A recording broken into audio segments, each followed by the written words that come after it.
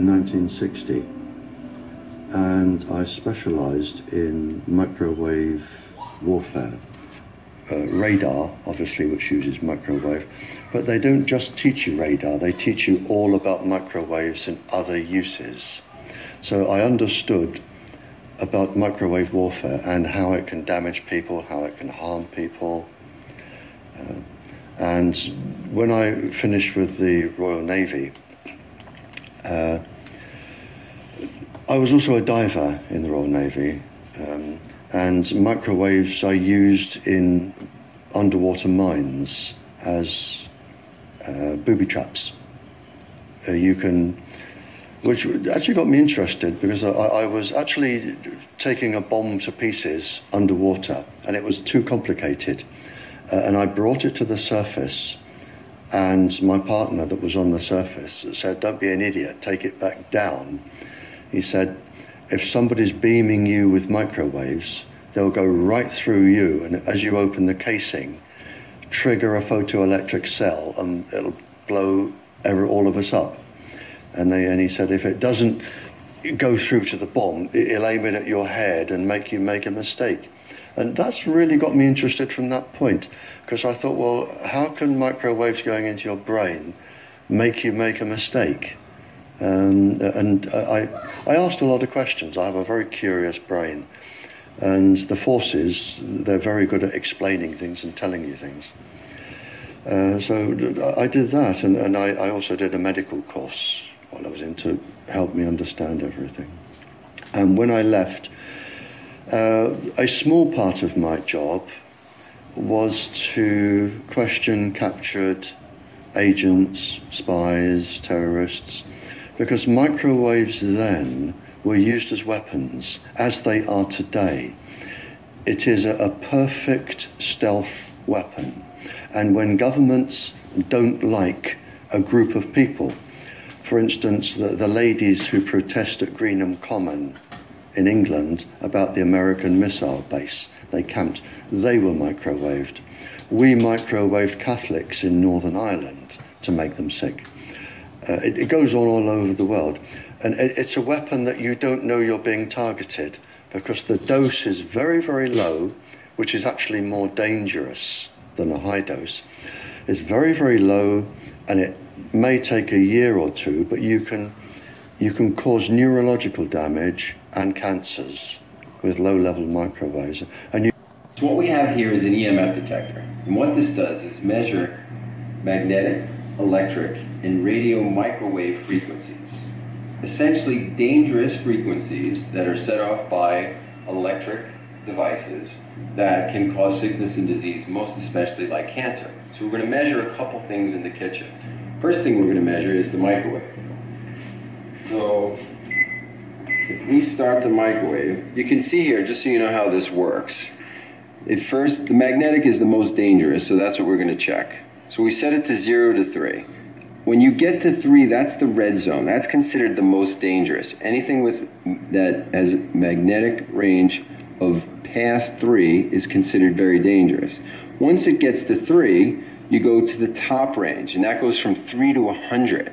But right since 3, that's considered very dangerous. So all this is dangerous. Obviously, the more close to 100 or better is the more dangerous. So we're going to start the microwave, see what happens. Okay, so immediately goes right to 3. So let's go to 0 to 100 range, and it's still way past 100. So obviously, the closer, the worse it is. So as we come further back, we'll see how far it stays past 100. This is considered extremely dangerous. Still is. As long as it's past 3, it's dangerous. We're all the way past there. Now getting closer, let's see when it stops.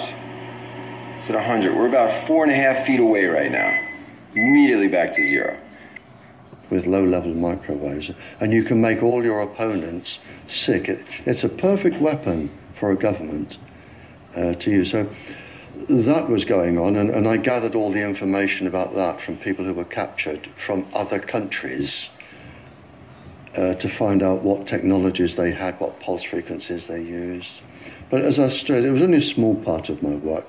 But because I was highly trained in it, and I was useful, it just became a part of my working structure, along with master criminals and terrorists and all sorts of people that I found incredibly interesting, actually, to talk to. Very, very interesting.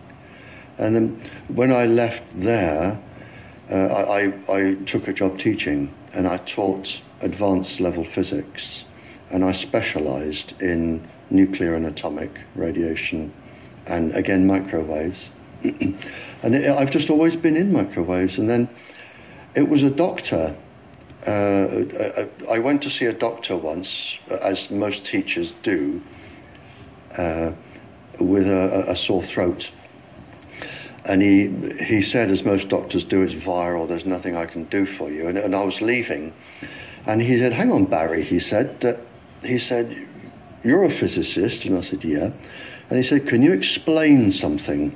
He said, I went to a house that had a cot death 5 years ago. And the family moved, and a new family moved in. They had a new baby.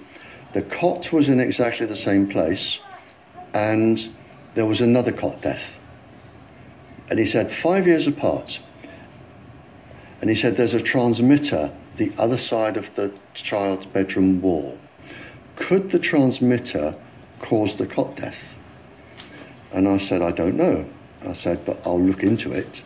And then I found that microwaves were involved, and I knew what microwaves did. And a while later, I went back to the doctor, I wrote a paper on it, and I said, there's your answer. Microwaves can cause cot death by 2 or 3 different mechanisms. There's your answer. And then, for some reason, he told somebody who told somebody, and people started phoning me up and writing to me, saying, can you explain this, or can you help with that? I've never actually asked anyone if I can do anything. They always come to me. And then the police came to me and said, we're getting this new tetra airwave system. We don't understand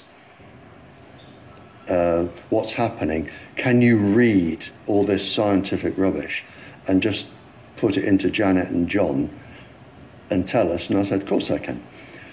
So that was published, and since then it's snowballed and snowballed and snowballed, and now I receive up to 1,000 communiques a week from various countries, various people, and I can't handle it. So, and I'm here now because somebody asked me to come here. Wi-Fi, I think anyone who puts Wi-Fi into a school should be locked up for the rest of their life.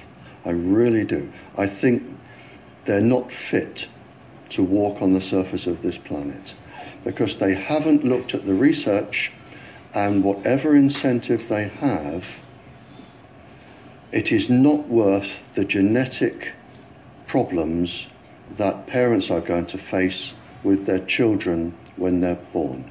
And if you think of a single parent, a mother, who has a genetically deformed child, that particular mother will feel guilty because she gave birth.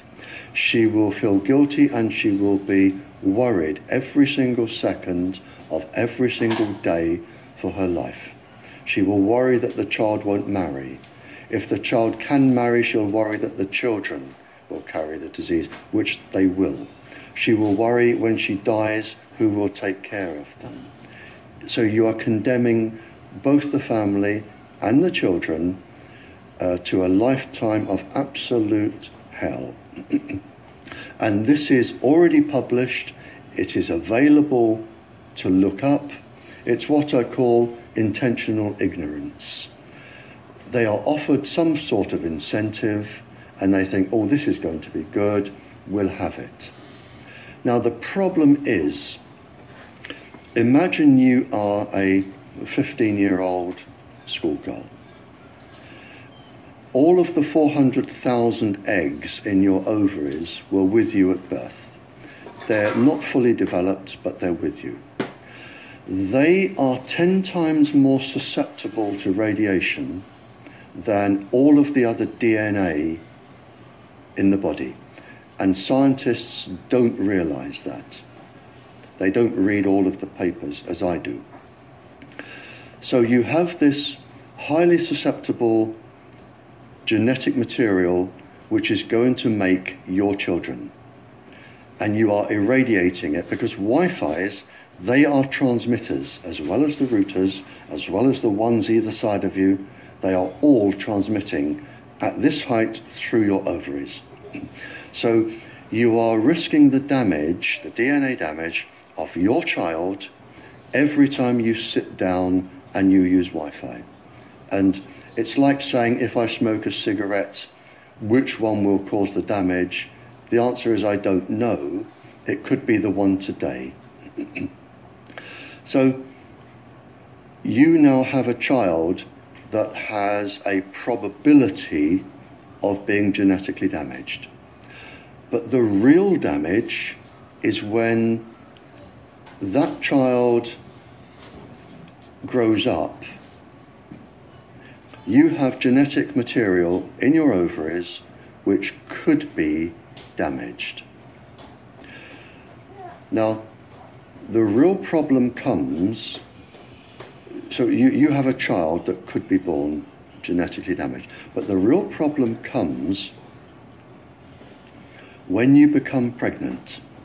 If you are a teacher or a mature student and you become pregnant, because the embryo inside your womb, in the first 100 days, all of those 400,000 eggs are forming in your embryo, your child's ovaries. So your child could be born with genetically damaged eggs. And the main thing about the eggs in the ovaries of your child is that they have absolutely no protection. It hasn't been developed yet. We have a natural protection against microwaves. It was developed since the Stone Age against thunderstorms and massive amounts of radiation coming into our body.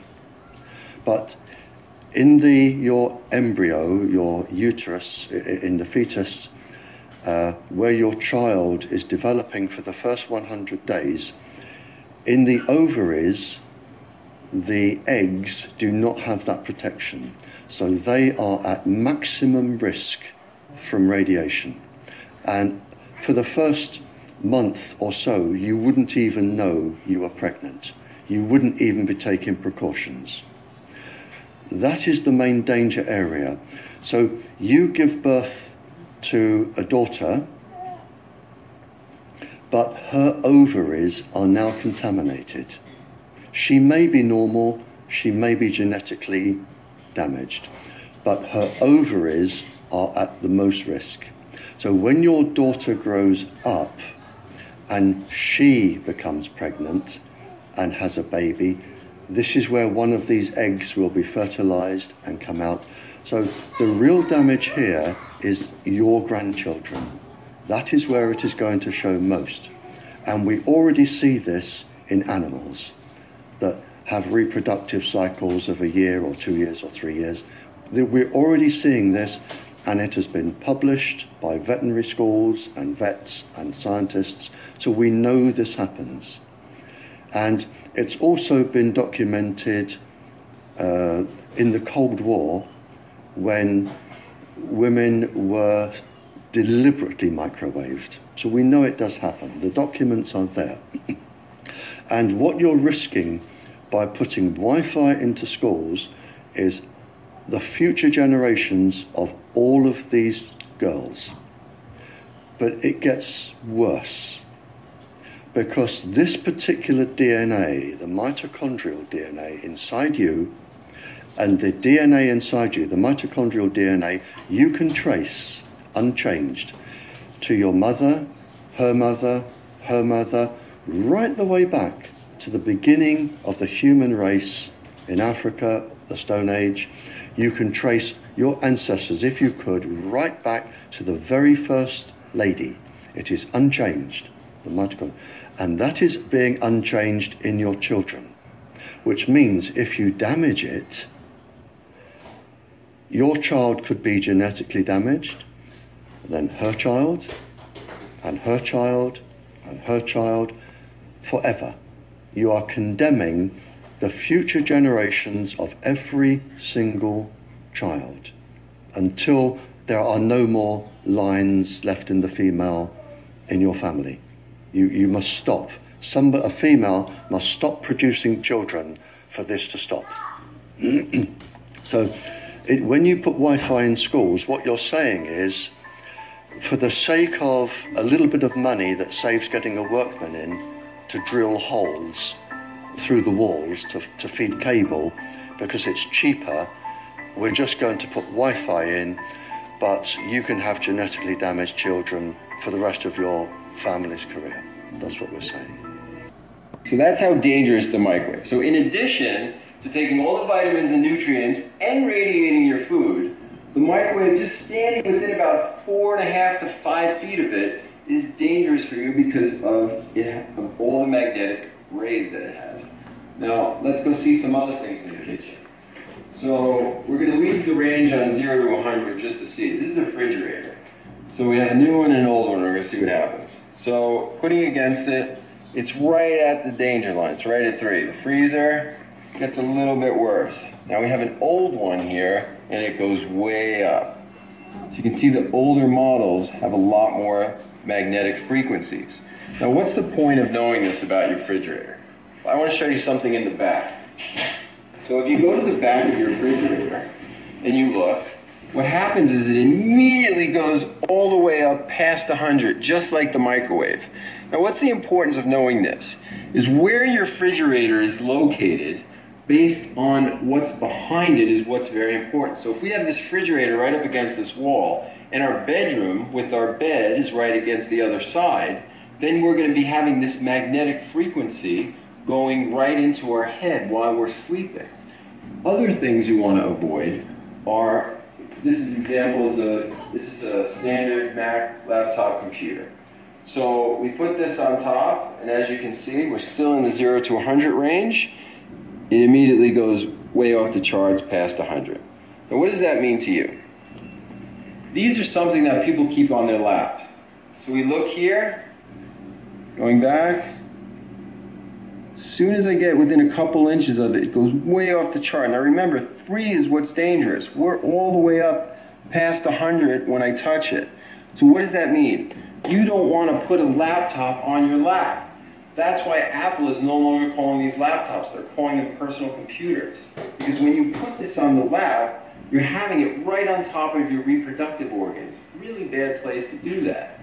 They made a thin slab that you can put, if you really need to have this on your lap, put it on your lap before you put the computer on, and it'll be helpful to you because it stops all of the radiation. Here comes another big one. We're going to try a couple of cell phones.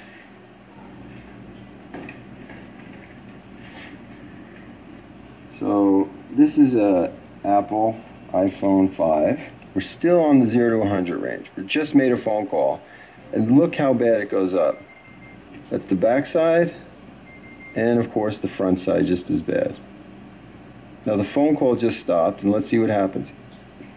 You can see even without a phone call, the range still goes up and down. The reason that is because every time your phone is looking for service, the range goes up to about 50, and this is why it's a good idea to keep this out of your pocket. If you keep this in a knapsack or something like that, or when you get somewhere, take it out of your pocket if you have to. How to use these phones, the best way is with the headphones that connect not through wires but through the air. I'll have a link for that below. Blackberries are just as bad.